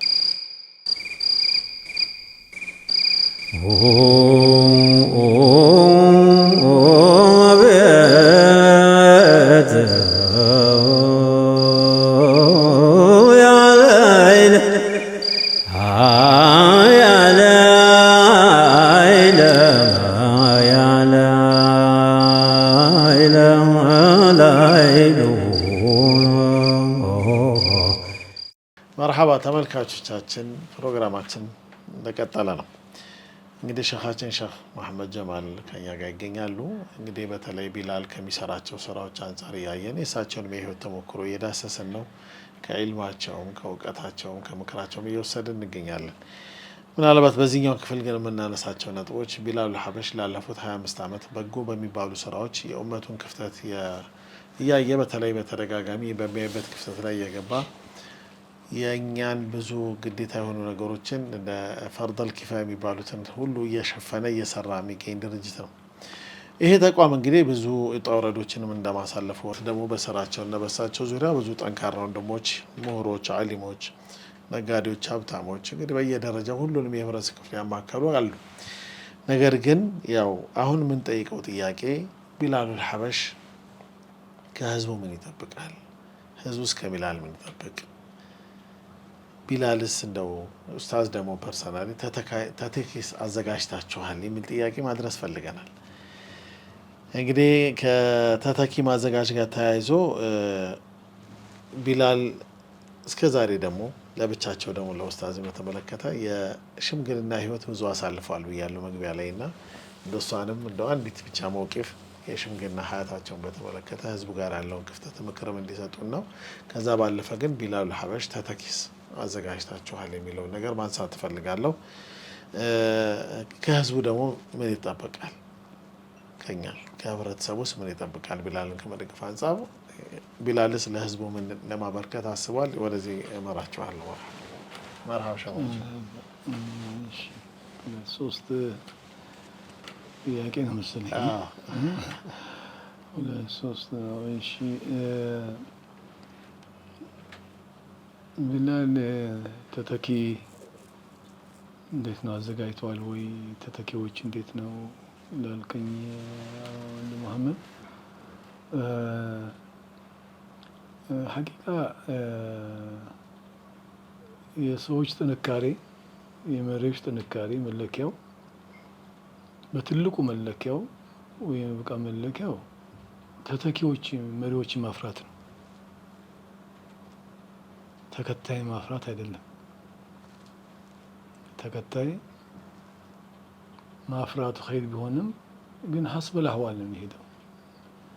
ሁኔታዎች ሲኖሩ ይከተላል። ሁኔታዎች ደግሞ የተለወጡ እንደሆነም ላይከተል ይችላል። ግን መሪ ግን የሆነ ሰው መሪን ያፈራ ከሆነ እሱነቱን አፈራ ማለት ነው። ምንም አይነት አህዋሎች ቢኖሩም ያው ተከታዩ ማን ነው? ምንም አይነት አህዋሎች ቢኖሩም አብረውት ከዛ ከመሪው ጋር አብረውት ይሄዳሉ እና እንደ አጠቃላይ ማለት ነው የአንድ ጠንካራ የመሪ መለኪያዎቹ ተመሪዎችን ማፍራት ነው። አምሳያውን ማፍራት ማለት ነው። ያንን ለማፍራት ሐቂቃ በአንድ በኩል ላይ የተመሪነት ባህሪው ይሄን ሆኖ ሳለ መሆን ያለበት ሲሆን ሆኖ ተተኪዎች ማፍራት ሆኖ ሳለም በሌላው ጎኑ ደግሞ ለአንድ ጠንካራ መሪ ለውጤታማነቱ ሊሆን የሚያስችለው ነገር አንድ ደግሞ የተመሪዎቹ ደግሞ እገዛ ነው። ጥሩ ተመሪ ካለ ጥሩ መሪ ይፈጠራል። ጥሩ መሪ ካለ ደግሞ ጥሩ ተመሪም ይፈጠራል። ስለዚህ ተያያዥ ናቸው። እዚህ ነው ሰይድና አሊ ረዲየላሁ ዐንሁ በሰይድና ዑመር ዘመን በሰይድና አቡበክር ዘመን ላይ እና በሰይድና ዑመር ዘመን ካንተ በተሻለ ጥሩ ነበር የነበርነው፣ አንተ ዘንድ ላይ ግን ይሄ በአንተ ወቅት ላይ ደግሞ እንደዚህ አይነት ችግሮች የተፈጠሩ አሉት። ሲሉ ምን አላቸው? አቡበክርና እኮ ዑመር የሚመሩት እኔን ነበረ፣ እኔ እኮ መመራው ደግሞ እናንተን ነው አላቸው። እናንተ አስቸጋሪዎች ናችሁ እያለ ነው። በእነሱ ዘመን የእናንተ አይነት ህዝብ አልነበረም ያለ በዚህ ያው ምንድን ነው። ስለዚህ አንድም ጠንካራ መሪ ነው ሲባልም የተመሪዎቹ ደግሞ አልሐምዱሊላህ እኔ በሄድኩባቸው የህይወት ጉዞዎች ላይ ረዥም የህይወት ጉዞዎች እንግዲህ አላሁ ፍቆን ሄጃለሁ። ቢያንስ ከ30 ዓመት በላይ የሆነ ጉዞዎች ናቸው። 30 ዓመት በላይ ማለት ነው እንግዲህ። በዚህ እንግዲህ እየመራህም ነው የተጓዝከው እና ያው ብዙ ፈተናዎች ይኖራሉ፣ ብዙ ክፍተቶች ይኖራሉ፣ ብዙ እንትኖች ይኖራሉ።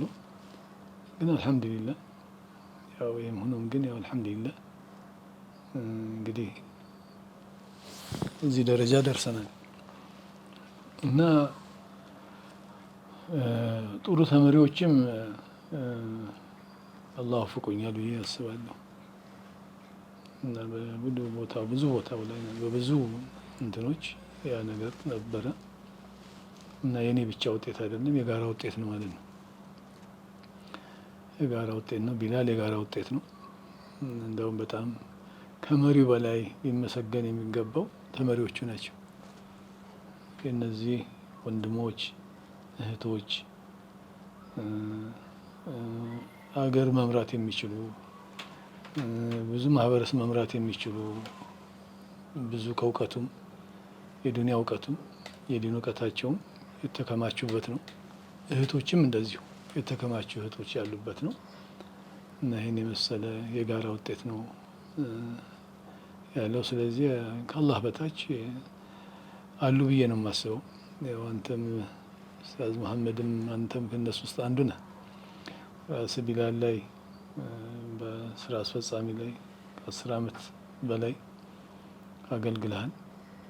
አላህ ይቀበልህ እና ብዙ ወንድሞች አሉ እህቶችም አሉ። እንግዲህ አላህ በረካ አላህ ያድርግላቸው፣ አላህ ያድርግልን እንጂ ተተኪዎች አሉ የሚል ነው። አላሁ አለም። መጨረሻው ግን ያላህ ነው። የሽምግልና ህይወት ውስጥ ሽምግልና ህይወት ያው እንግዲህ ያው ሳልሸመግል ነው ሽማግሌ ነው የሆንኩት። እንደዚህ ነበር ህይወት ያለፈው፣ እንደዚህ ነው።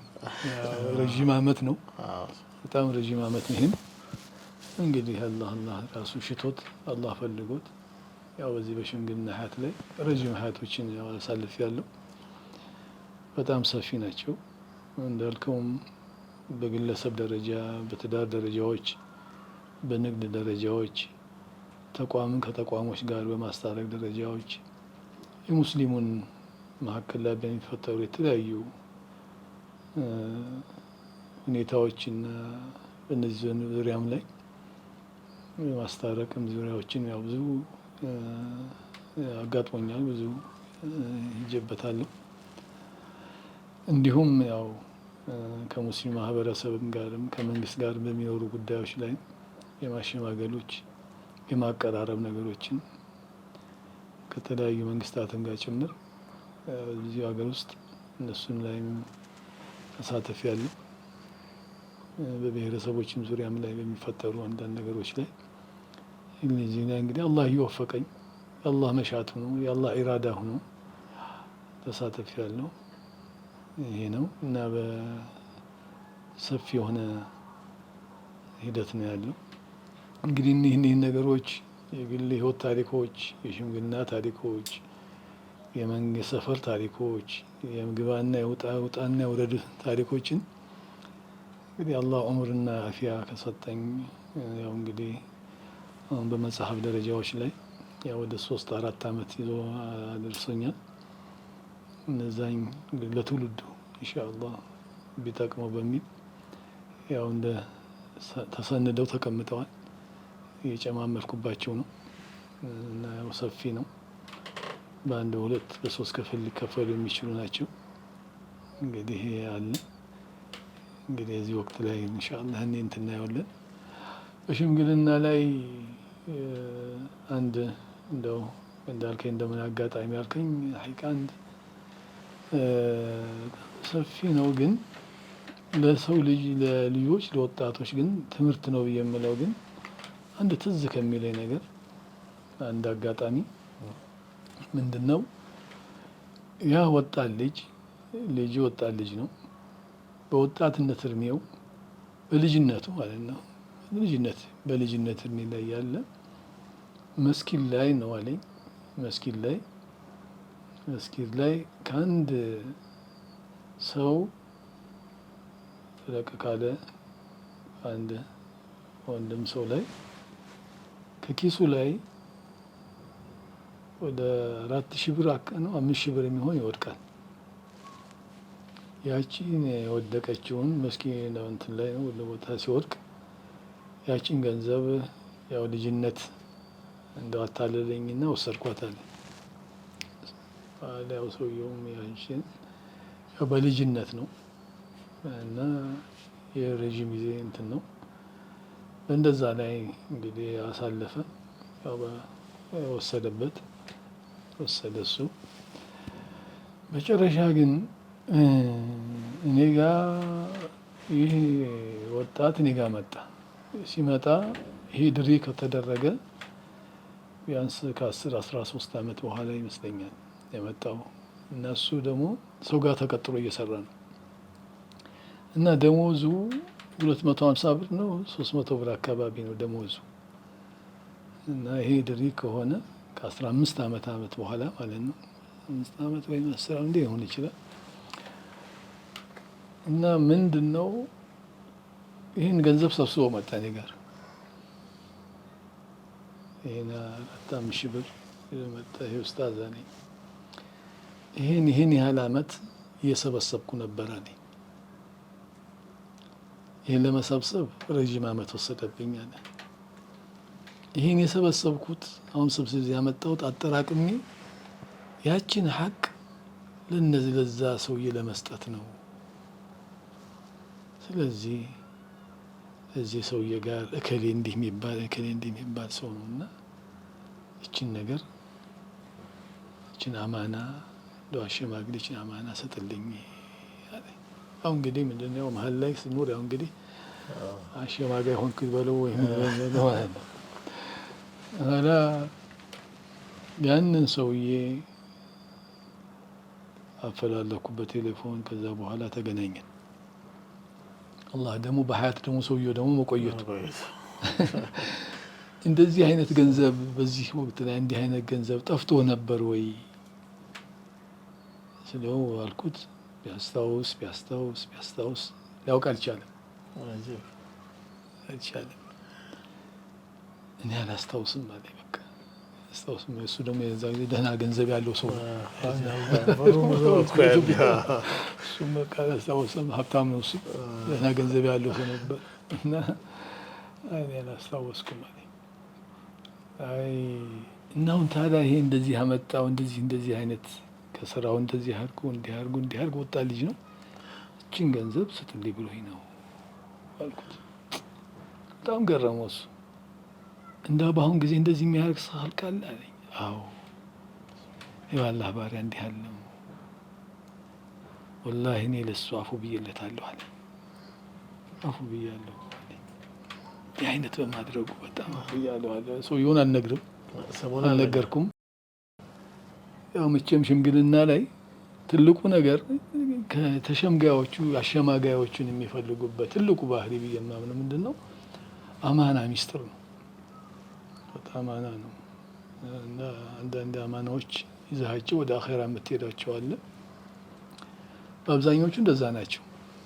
እና ሰው እኮ ሽምግልና ፈልጎ የሚመጣው አማናውን ነው ፈልጎ መምጣቱ ነው፣ ሚስጥሩን ነው። ስለዚህ ያን ሚስጥር መጠበቅ ደግሞ ትልቁ የአንድ ሽማግሌ አማና ዋና ሸርጡ እሱ ነው። ስለዚህ ያው ስምም አይጠቀስም አይልም። በኋላ እንዲህ አልኩት እና መጨረሻ ወጣልኝ። ጠራሁት። ወጣት ነው። ጠራሁት። በቃ ሰውዬ እንደዚህ ብለዋል፣ አፉ ብሎልሃል እና እንደዚህ ብለዋል አልኩት። በቃ እኔ ወላሂ እኔ እንደዚህ ከሆነ ኡስታዝ እኔ አፉ እንዲህ ቢልም ግን እኔ በቃ ሰደቃ ይሆንልኝ አለ እንጂ ወደ ራሴ አልመለሰውም ማለት ተሰደቃ ወጣው። ወላሂ ያ ወንድም በሂደት ወላሂ ሀብታም ሆነ፣ አስመጭ ሆነ፣ ሀብታም ሆነ፣ በጣም ትልቅ ሀብታም ሆነ። አሁንም ሀብታም ነው። አላህ ባለበት አላህ ይጠብቀው። ይሄ እንግዲህ ትልቅነት ሲፋ ነው። እዚህ ነው በእኛና በአላህ ባለ እንኳን ወንጀል አላህ ስብሓነሁ ወተዓላ ሊምረን ይችላል፣ አፉ ሊለን ይችላል። ተውበት ካደረገን እስትግፋር ካደረገን ካለቀስንበት። ግን በእኛና በሰዎች ያለን ሐቅ ግን መጠበቅ ያው ግድ ነው። የአላህ ረሕመትን ያግዳሉ፣ የአላህን ጀነት ረሕመቱን ያግዳሉና አላህ ይዳንና እንጠንቀቅ። ምናልባት እንግዲህ ፕሮግራማችንን ወደ ማጠባበቂያ ከሆነ እና ቢላል ከህዝቡ ምን ይጠብቃል? ምን ይፈልጋል? ጀዛኩሙላሁ ኸይር። እንግዲህ ያው ቢላል ኢንሻአላህ ከህዝቡ ከመላው የኢትዮጵያ ህዝብ ማለት ነው ከመላው የኢትዮጵያ ህዝብ በሙሉ ማለት ነው የምንጠብቀው አሁን በቀጣይ እንዲሁም ደግሞ ሙስሊሙ ማህበረሰብ የምንጠብቀው ያው የኛ ችግሮች ያለው ችግር በአንድ ተቋም የሚፈታ አይደለም፣ ወይም በአንድ ቢላል የሚፈታ አይደለም። ብዙ ቢላሎች የበለጡ ቢላሎች ሊኖሩት ይገባሉ። አሁን ያሉትን በየቦታው ያሉትን በጎ ስራ የሚሰሩ ወንድሞችና እህቶችም አሉ። እነሱንም ማገዝም ራሱ አንዱ እኔ ለቢላል አንድ ጥሩ የማገዝ ባህሪ ነው ብዬ የማስበው። ቢላልን ብቻ ሳይሆን ሌሎችም ቢታገዙ ይታገዙም ይገባሉና ብዙ ወንድሞች አሉ፣ ብዙ እህቶች አሉ የሚደክሙ የሚለፉ አላህ ይቀበላቸው እና እነሱን ጭምርም መደገፍ መርዳትም ያስፈልጋል። እንደ ቢላል ከህዝቡ በአንደኛ በኩል የምንፈልገው በትልቁ ነገር ያው ዱዓ ነው። ዱዓ ነው ትልቁ ነገር ዱዓ ነው። አድራጊውም ሰጪውም አላህ ነው።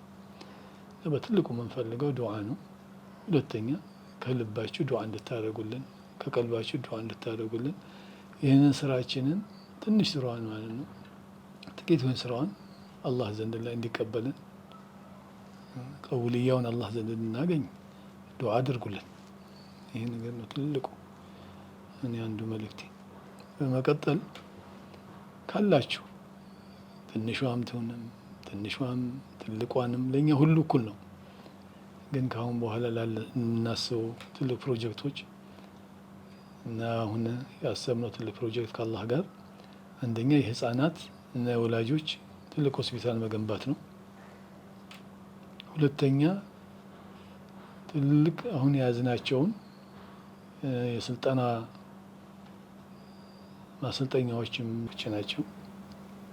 በጣም ተምሳሌት የሆኑ እንደዚሁም እነ ሻሃድም በሻሃድም ጋር በጣም ሷሂብና ሱሕባ ወዳጅነት ተምሳሌትም ያተረፍኩባቸው አባት ናቸው። አባትና ሸህ ናቸው። አልሐምዱሊላህ እንግዲህ ልስራበት እንጂ እድለኛ ነኝ። እድለኛ ነኝ ሐቂቃ በጣም ብዙ ሱሕባዎችን አይቻለሁ። በዓለም ላይም በጣም ብዙ መሻይኾችን አግኝቻለሁ። በጣም ብዙ ዓለማቶችን ብሄርኩበት ላይ ብዙ ትልልቅ ሰዎችን አግኝቻለሁ። እንግዲህ አላህ ይወፍቀኝ። ተውፊቁ ነው ዋናው ነገር። እንደገና ደግሞ ቀቡልያው ነው። አላህ ይቀበለኝ እንጂ ብዙ ተምሳሌትና ሀያቴ ላይ ብዙ እንትኖች አሉ። እዚሁም አጋጣሚም እንደነ የቀራሁባቸው በበኒ መስጊድ እንደነ ሼህ መሐመድ ሀሰን ፈርዱ እሳቸውም ረዥም አመታትን ቀርቻለሁ። እሳቸውም የዛቸውን አላህ ይክፈልልኝ። መርሐባ መጨረሻ ማለት የምትፈልጉት ካለ ያው መልእክትም መርሐባ። ተረፈ መጨረሻው እናንተ ወንድሞች ለዛሬው እዚህ መጣችሁ ይህን ነገር ይህን ጀልሳ እንድናረስ ላደረጋችሁ አላህ ጀዛችሁን አላህ ይስጣችሁ። ያው መቼም ወደ ሚዲያ የሚባል ነገር መውጣትን ያው አልፈልገውም አልወደውም ነበር፣ ግን የቢላል ያው ግዴታ ሆነ። እንግዲህ ኡስታዝ 25ኛ ዓመት እንግዲህ ደረስን። 50ኛው ኑርም አይታወቅም። ስለዚህ በዚህ ላይ ገዳ መውጣት አለብህና ቢላልን እንደው ስላሉ ወንድሞች ሐቂቃ ግፊት ነው። ሐቂቃ ግፊት ነው። አላማውም የሆነው ቢላል ነው በሚል ነው። ኢንሻአላህ እናንተ በመምጣታችሁን ጀዛኩሙላህ ኸይር አላህ ይስጥልኝ። ኡስታዝ መሐመድ ከብራል ኢንሻአላህ። ሰላም አለይኩም ወራህመቱላሂ ወበረካቱሁ። ያው እንግዲህ እናንተ ወንድሞች አላህ ጀዛችሁን አላህ ይክፈላችሁ። ያው እዚህ ድረስ መጥታችሁ ይህንን ቃለ መጠይቅ እንድታደርጉኝ በማድረጋችሁ አላህ ይስጥልኝ፣ አላህ አክብራችሁ። ያው ይሄ ነው እንግዲህ እና ጀዛኩሙላህ ኸይር ጀዛ ኢንሻአላህ። መርሐባ ተመልካቾቻችን፣ እንግዲህ የሙስሊሙል ኡማ ክፍተት እግር በእግር እየተከተለ በተለያዩ ስራዎችን አስፈላጊ ያለውን ሁሉ መስዋዕትነት የእውቀትም የጉልበትም የጊዜ የገንዘብም ጉልበታቸውን የሚያፈሱበት ትልቅ ተቋም ነው ቢላሉል ሐበሺ። በውስጡ ብዙ ስብስቦችን ይዟል። ብዙ ወንድሞችን፣ እህቶች፣ አባቶች፣ ዑለማዎች እንዲሁም ወጣቶችን ከስር ከስር እያመረተ እየመጣ የሚገኝ ትልቅ ተቋም ነው።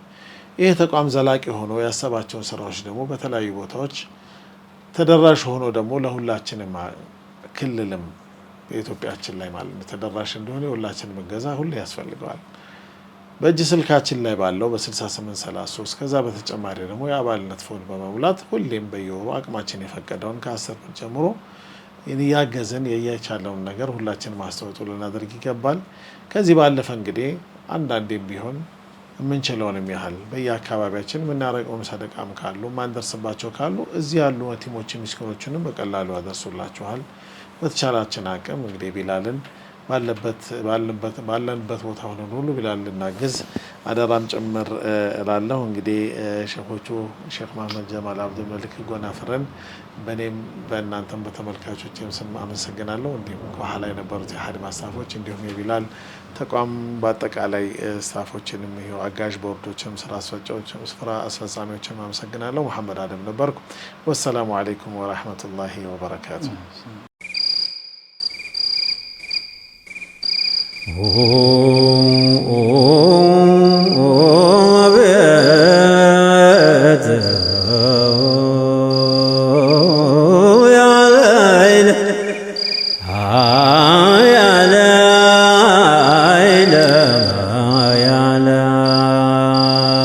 لا